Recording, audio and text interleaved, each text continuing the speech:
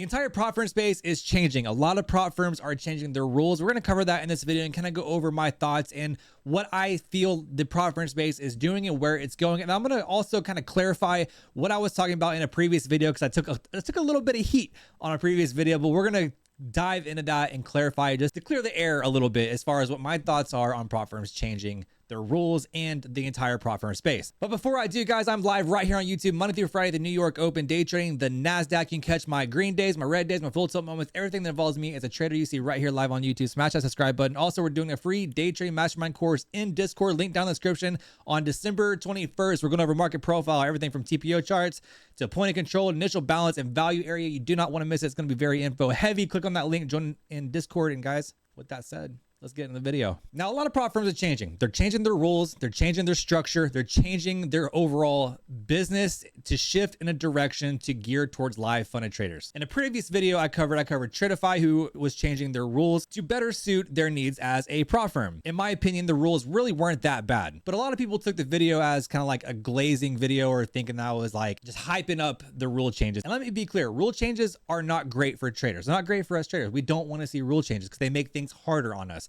So I'm not saying that rule changes are made to benefit the traders, because it's, at the end of the day, it's not, right? It's not made to benefit the traders. It makes things harder for us. But what I will say is prop firms, even Top Step and My Fund of Futures, two that I'm not even affiliated with, by the way, they're changing things for the longevity of their business model. That's what it is, right? They're gearing things towards live traders. Is that great for us traders? Maybe not. Is it more beneficial to open a personal account versus trade live with a prop firm? Absolutely. In fact, I even recommend taking your payouts from prop firms and putting it into a personal account. But for those that don't have the capital, these provide a low barrier of entry for you to build up the funds and build up the capital for you to go do so. But all of these prop firms are changing their rules. You got Top Step changed from their XFA payouts to now they're capped at 5,000 per request per account. Tradify, they're now going from 7 accounts back to 5. You know, they started out with 5 accounts, then they went to 7. Now they're stepping it back and going to 5 accounts. Not to mention they changed their drawdown to 4% from 5%. So it made things a little bit more difficult there. The cool thing that Tradify did do was they added a 3rd payout window. We don't have to wait for 2 window payouts. We can actually request off 3 payout windows now. But what does all this mean for traders? With all these prop firms changing rules,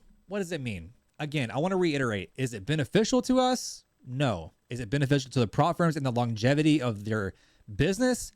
Absolutely. And it is necessary, right?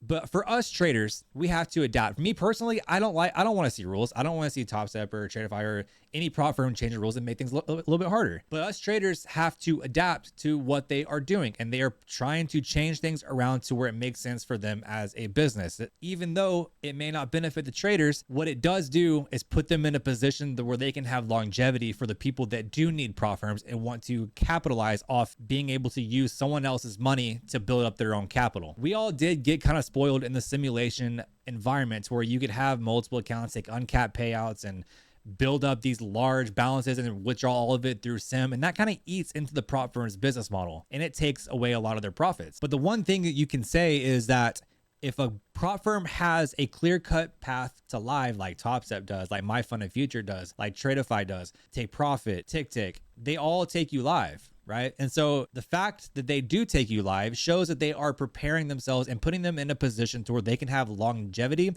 and sustainability in the industry. Even though it may make things harder for us as traders, we can still use them to make pretty solid paydays and to build up our own personal capital. With Top Step's example, they capped their payouts to $5,000 per account per request, right? But you can have 5 accounts. So if you can build up that capital in those accounts, you can still take a $25,000 payday. And by the way, I'm not affiliated with Top Step. I'm not glazing. I'm just saying that there is that possibility that you can take a $25,000 payday. With Tradify, even though they're going from 7 to 5 accounts, they still offer you the ability to take $10,000, $12,000, $15,000 paydays with multiple accounts. But there is no doubt that the prop firm industry is changing and companies are adapting to make sure that not only their rules benefit their business models, but they survive around for the longer term and have sustainability in the trading and prop firm industry. Is that frustrating to some traders? Yeah, it could be. But that doesn't mean we can't adapt and play by their rules, because at the end of the day, they still offer a very big opportunity for us to make a lot of money. So if you watch this video all the way through, for the people that thought I was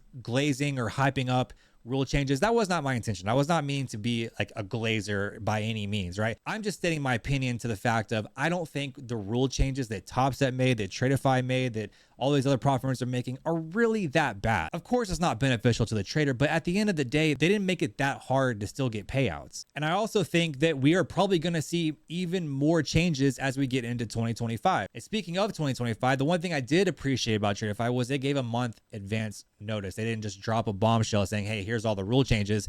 They gave a large notice that, hey, in 2025, this is what we're doing. This is how you can prepare for that, right?